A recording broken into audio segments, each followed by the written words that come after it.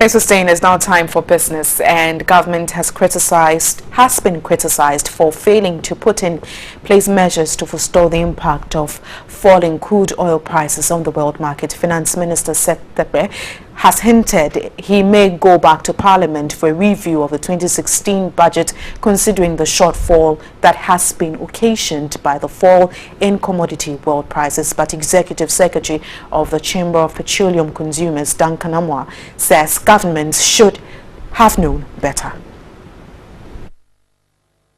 Crude oil prices on the world market have fallen consistently over the past few months, creating a gap in the budget of many oil exporting countries, including Ghana.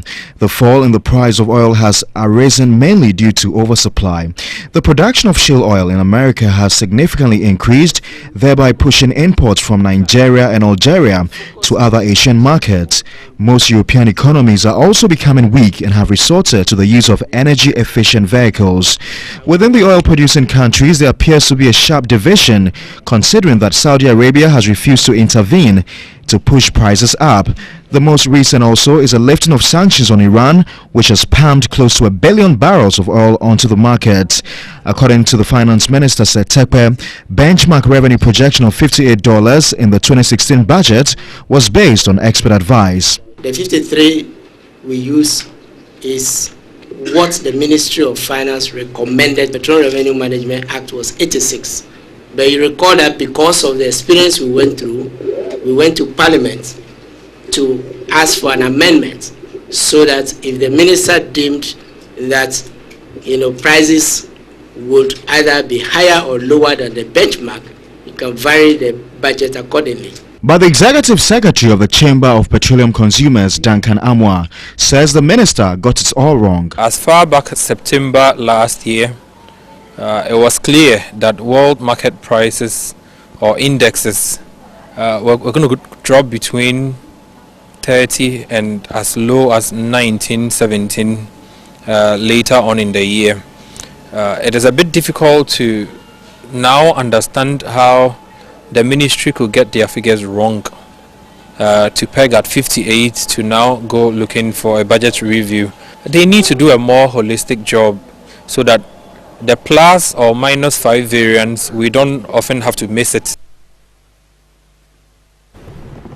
And the Executive Secretary of the Chamber of Petroleum Consumers, COPEC, Duncan Amwa, again says that managers of the Tema Oil Refinery should allow the facility to be consistent in its operations. He maintained the revenue from the refinery's activities, salaries and the debt owed by the company, which stands in excess of 600 million cedis, could be paid.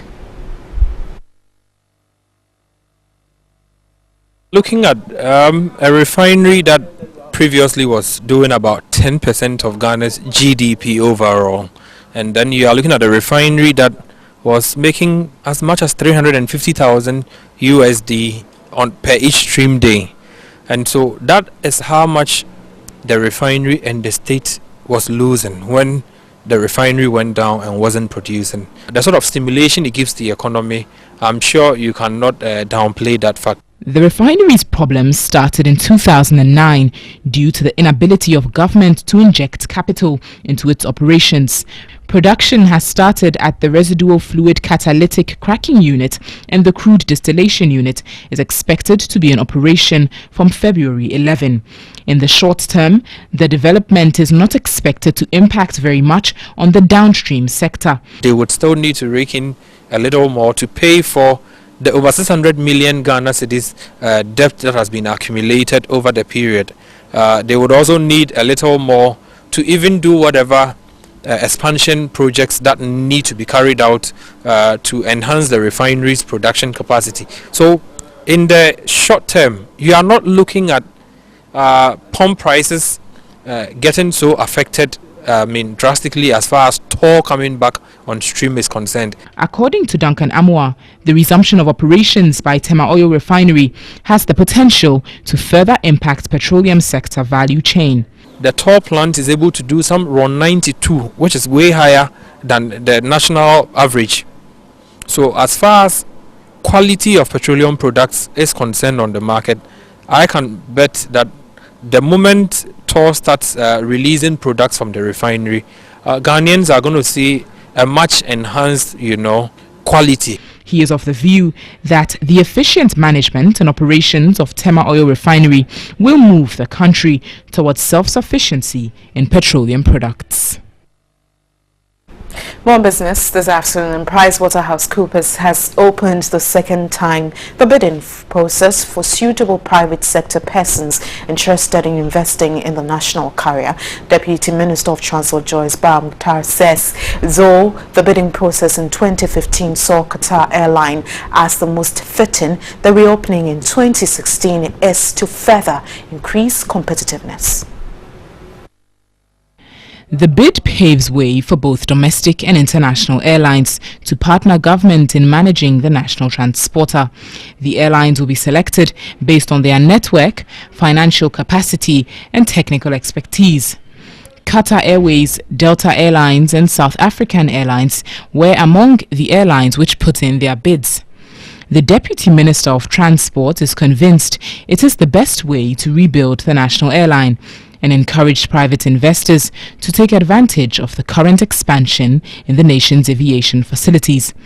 At a time when we had seen such phenomenal expansion in our aviation facilities, it is also critical that we ourselves as a people benefit also from these developments. And one of the key benefits for us really would be to see the reintroduction of a national carrier. We will be utilizing our own airports. We'll be able to use the sub-region and of course the international rights that we have. Our passengers will be able to fly home directly instead of making short transits in other countries. It would also remove all the visa and transit restrictions that our own citizens experience. Don't forget the tourism that this will also be bringing to our country. She is confident a suitable strategic investor for the national transporter will be selected by the end of the year.